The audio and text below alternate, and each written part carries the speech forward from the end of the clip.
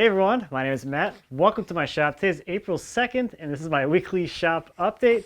So, biggest thing last week was my daughter was born. This is Eloise. She was born last Monday, so she's a week old. She was born at 10:38 p.m. Monday night, the 25th. Came out weighing 6 pounds, 15 ounces and 20 inches long. And she's beautiful. We were really excited to have a girl. So this is our third child. We have 2 boys and now a girl, and it's just been really, really nice. So, of course, since we had her last week, I took most of the week off, so I don't have a whole lot to share this week, but we're going to take a look at the tool cabinet. I got some progress on that, and we're going to head outside to talk about lumber bases or stack bases or whatever. But yeah, it was a fun, crazy week. Eloise was born after just a little over an hour of labor, so it was very fast. Like, guess we're having a baby, and then quickly go and have a baby. It was fast night. So I think labor started at 9:30-ish, around 9:30 or so, and she was born at 10:38, and then we were back home at 4 in the morning, back to bed, took some naps, and the boys have been really liking having a sister. All they want to do is hold her. Oh, it's really, really cute. So, what do you think, Eloise?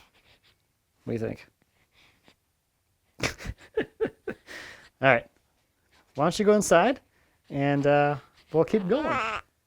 So last week I was just gluing up the doors, and this week I had some time to get the doors hung on the cabinet with their hinges. So I went with 4 butt hinges per door, and that's 16 hinges total, 32 hinged leaves, so 32 hinged mortises that I cut last week. And that was actually kind of a pleasant experience, as well as things where you can kind of just get in the zone and get it done. And I always enjoy that kind of thing where it doesn't take a whole lot of thought.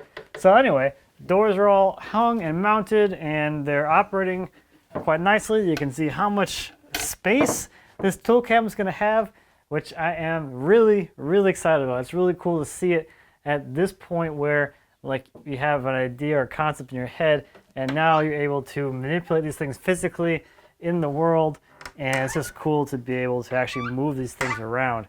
It has a really cool swing to it. So lots of space with this design. It is going to be pretty awesome hanging on this wall, which is going to be something I'll be doing very shortly. I also finished up the joinery on all of the drawers, so I have all 3 drawers all joined together, and this is some of that, this is some spalted birch.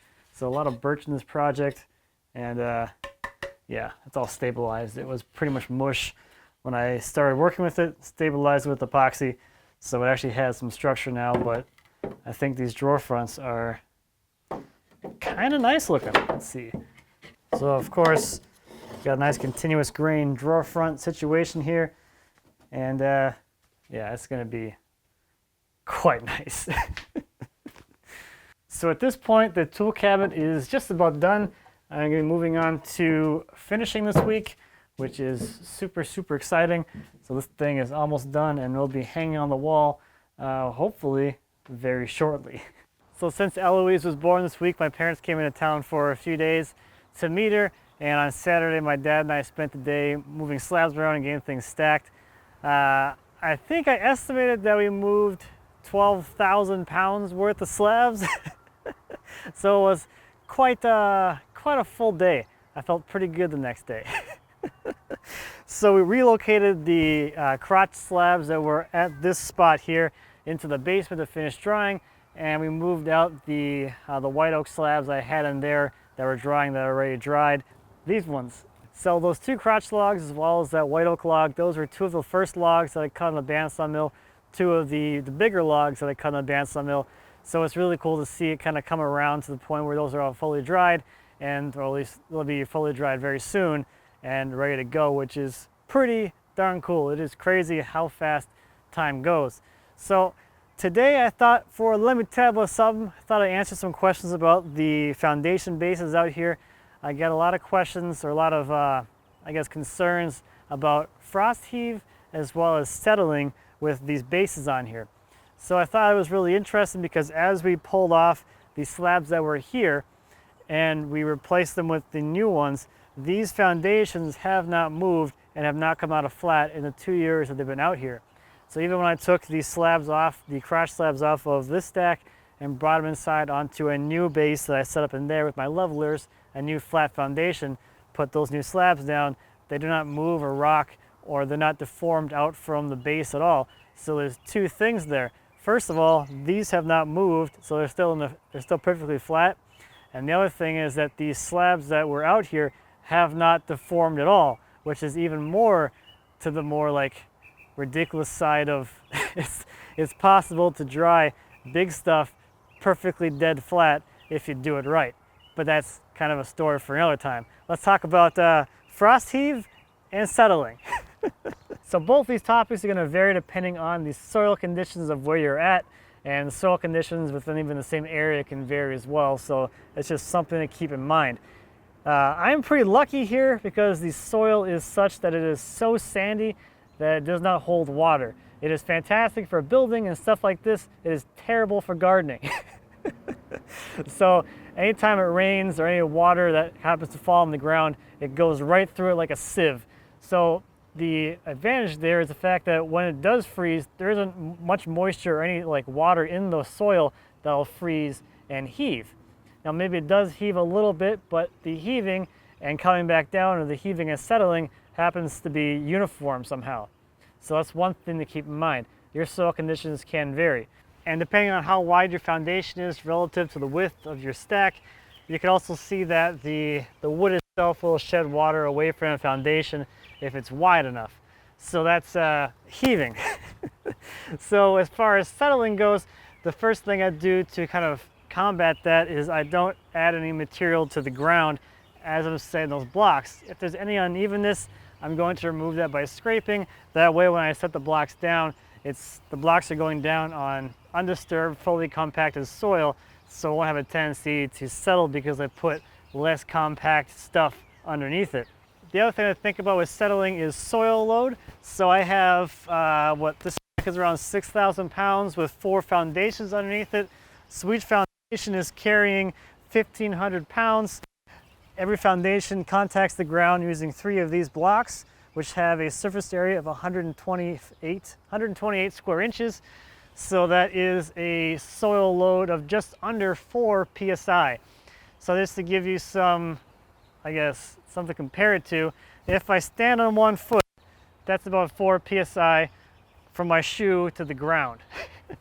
So assuming an even distribution of load with this stack, the soil load is less than me standing on 1 foot in place. So it's just something to consider as you're kind of setting up your stacks, is you don't want these things to sink into the ground because they're too heavy to be supported by the soil you're putting them on.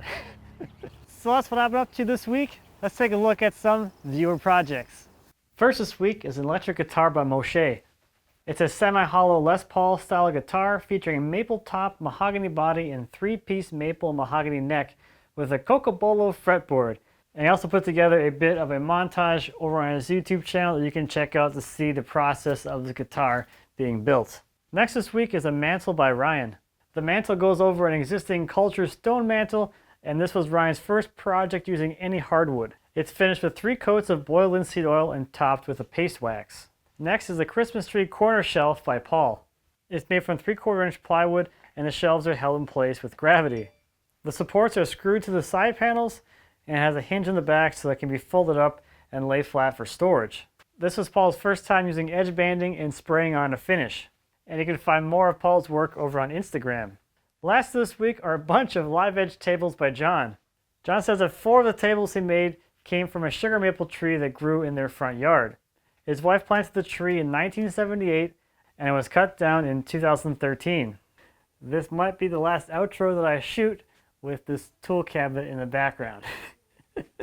So that's about all I have for this week. Thank you as always for watching. I greatly appreciate it. If you have any questions or comments about anything I talked about today or anything here in my shop, please feel free to leave me a comment. As always, I'd be happy to answer any questions you might have. And until next time, happy woodworking.